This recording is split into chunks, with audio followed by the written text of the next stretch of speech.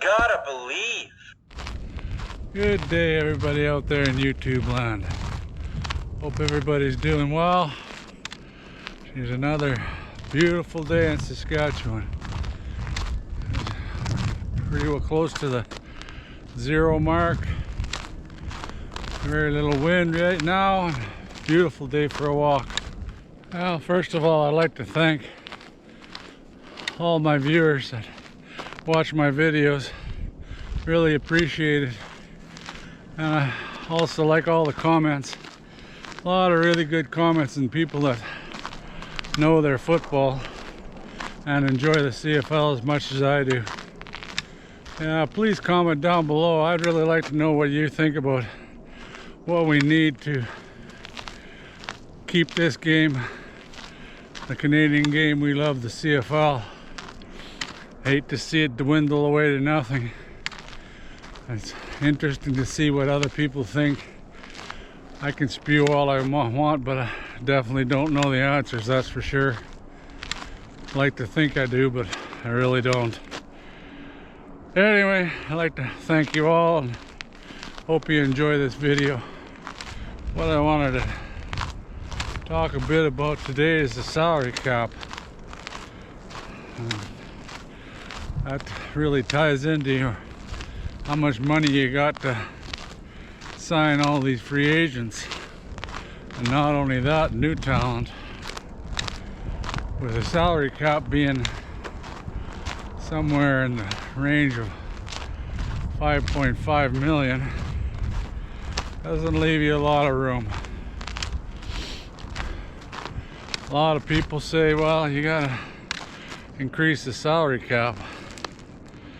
Well, that's easier said than done. You know, I always say find some millionaires that want to have a toy to play with, but they don't like to throw away their money either. And the only other way is through TV contracts. And right now TSN has it all locked up. I think they're until 2025, I think, maybe into the 26th season. And each year I think it'll increase 100 grand, which is peanuts really. And that's all tied into if they make more revenue. If the revenue stream goes up, they'll increase the salary cap. Can't see that happening in the state of the CFL, where a lot of teams are struggling. Ambrosi wants to start another team, and he's got a couple that are really struggling in Montreal. I don't know, it's not looking like they might even survive this year right now. So, can't see your revenue going up, that's for sure. And when you sign one player, like Saskatchewan just did with Lanier, for $250K, that takes a big bite out of your budget. But the only way is somehow CFL has to find a way to get more TV money. You know, this day and age now with the streaming, a lot of young kids, they've cut the tie, or younger generation have cut the tie with cable even. They stream everything. And at TSN, I believe they only pay them about 50 million. You know, even if they could up that 9 more million, somehow would add a bit more to your salary cap. But somehow they have to get some more viewership. I think it starts way back in U sports, university sports. Like, it's a struggle to find any of the games that come on for university.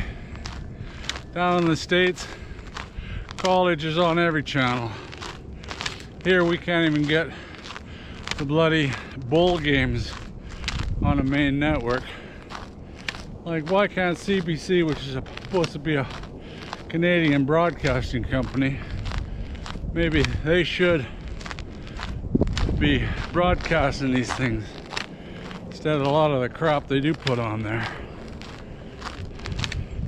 That way you've got the younger generation that's coming up interested in some of these players, and then they see these players go on to play in the CFL, and maybe they'll follow them forward. But right now you're losing the younger crowd. Just go to a game and look around, see how many 20s and 30s there are in the crowd compared to 50s, 60s, 70s. Yeah, well, so with free agency, your hands are tied. You only got so much money, and if these teams get into a bidding war, you run out of money pretty damn quick. Like back at the Lanier situation, $250 for a defensive lineman. To me, I think he's worth every penny. We couldn't afford to lose him. A lot of people like Sankey, and I do too. He's our leading tackler. But there's a lot more linebackers out in the field, out in the free agent world right now. You might be able to pick them up a little cheaper. Really like to see him sign Sankey, but I don't know. That's another big beef with me with the CFL. You can find out some information on how many years and how much the one player's signing for, like they got it out on Lanier. But what about like Toronto with Gittins Jr. there? They've signed a whole pile of players. They've signed that Daniels, Robbie Smith, that guy that blocked the field goal, and they signed that really good linebacker, McManus. Now, how much did they have to pay him? You just can't find this information out in the CFL, which to me is bullshit.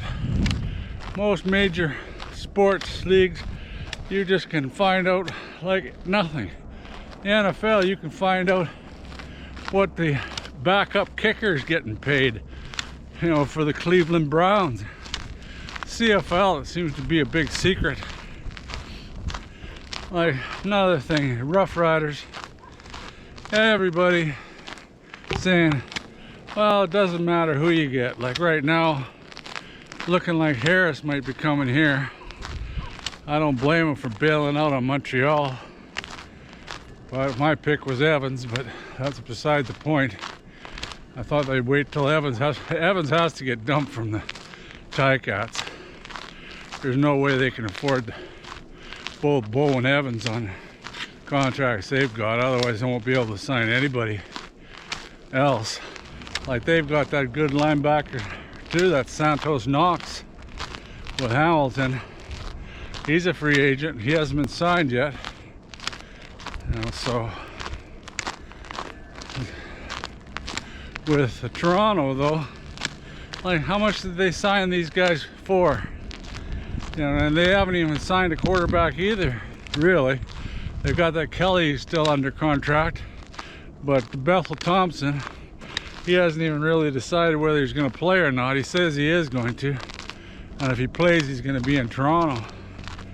So again, how is that going to work?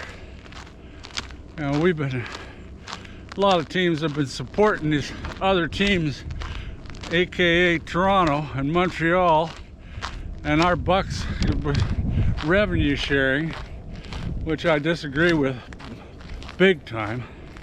It's baloney, this revenue sharing. You know, we had to stay alive by running bloody telethons and lotteries just to keep afloat. It's time they started doing the same, especially with Toronto. They're owned by a bloody broadcast company. They got bucks and bail them out themselves. But back to signing free agents. Everybody's saying, well, we got to improve the offensive line. Otherwise, it doesn't matter who you get in there, quarterback. Well, that's true, but that is harder and harder to do. Like, you tell me, who are they going to go out and get? You know, they tried to get that DeJarlis. He went down and played in the NFL and came back, and he was basically up for grabs. And what I heard, he accepted an offer, I think, of $220K, and the Riders had offered him more, and he still went down to Ottawa. I don't understand that. That could be a lot to do with the city. Who knows? Like back when I was working, you know, we had people transfer in from Toronto, and they didn't stay. Their wives didn't like it there. There wasn't enough dress shops for them in little old Regina, and they didn't like all what they could do in Regina compared to what they can do in the big city of Toronto. It's all true, but it's relative. To me, I think these guys would be better off playing in Regina. Save them a lot of bucks just on housing and cost of living. Cost of living, you're up 30-40% compared to Regina and Toronto. Back to the who's available. You know, all the only guys I see is that Couture from Winnipeg. He's a center. He's still unsigned. And who else? Blake. But Blake, my God, I think he's getting up there in age. I don't even know how old he is, but he's up there. He's well in his 30s. And the only other guy is a guy from the BC Lions. He's oh, we got a bit of noise here. Oh, that's the passenger train. Passenger train coming through. He's late. I've never seen him come through at this time of day. Yeah, that Figueroa or whatever from BC. He's up in age too. He's a big guy, but he's 33 too. How much is he going to want to get to pay to play? What they have to do is they have to improve the guys they've got. You know, like Clark, everybody wants him to stay around because of his loyalty to the Riders, but he's losing his ability to block too. He wasn't up to speed last year, and actually when Bandy went in, he really didn't do that bad a job. So you've got a backup for there, but Johnson, he struggled. But who else you gonna get in? Like I said, you gotta bring in, improve the guys you got in there. In the CFL, it's not easy to replace offensive linemen, because that is where they put in your Canadians. 3 out of the 5 are Canadians on 90% at least of all CFL teams.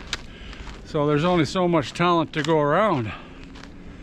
What O'Day has to do is go find some offensive tackles that are American and want to come up here and play in Canada. That's a big need. Signed another defensive lineman, Albright, and we'll see how he does. He's definitely got the size. See how much speed he's got to play in the CFL. All closes here in a week.